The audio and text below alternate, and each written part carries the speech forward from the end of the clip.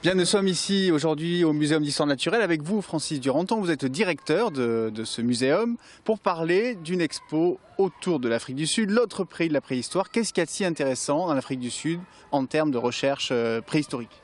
Et écoutez, ce qui est important, c'est que les découvertes sud-africaines au cours de ces 30 dernières années ont complètement modifié un certain nombre de paradigmes de la préhistoire.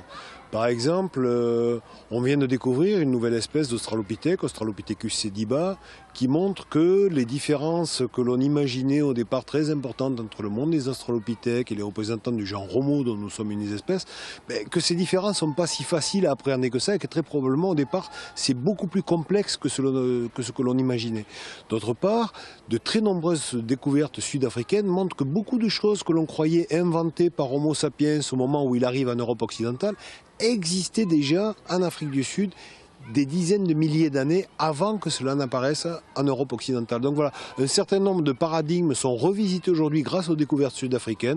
La question donc d'origine de l'homme, la question de modernité culturelle, et donc c'est un petit peu tout cela qu'on essaie de présenter à travers cette exposition. Ce que l'on montre en fait, c'est que l'évolution est buissonnante, qu'il y a des choses qui partent un petit peu dans tous les sens. On n'est pas dans une grande ligne droite tracée entre les Australopithèques et le genre Homo.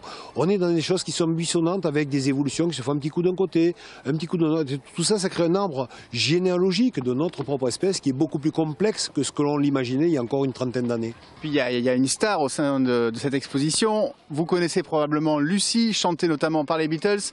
Qui est Lucienne?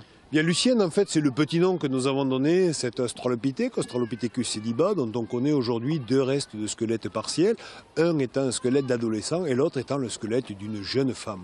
Qu'est-ce qu'on savait du quotidien de Lucienne? Est-ce qu'on arrive à savoir un peu quelle était la façon de vivre? Plutôt à terre, plutôt cueillette, plutôt dans les arbres? Comment ça se passe? Alors, le quotidien de Lucienne, déjà par son anatomie, on peut dire qu'elle est bipède, elle marche beaucoup sur ses deux pattes, mais ça ne lui interdit pas de grimper dans les arbres.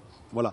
D'autre part, par l'analyse des isotopes qui sont conservés, des isotopes du carbone que l'on peut trouver notamment au niveau des dents, on peut se faire une idée de son régime alimentaire. Donc un régime alimentaire plutôt à base d'éléments végétaux et autres, avec de temps en temps probablement la possibilité de se nourrir d'insectes, de termites, ou d'aller piquer une charogne à un léopard qu'il avait caché dans un arbre par là. Pourquoi est-ce que l'Afrique du Sud est un terrain si fertile? Qu'est-ce qui fait? C'est le climat, c'est la présence de multiples grottes?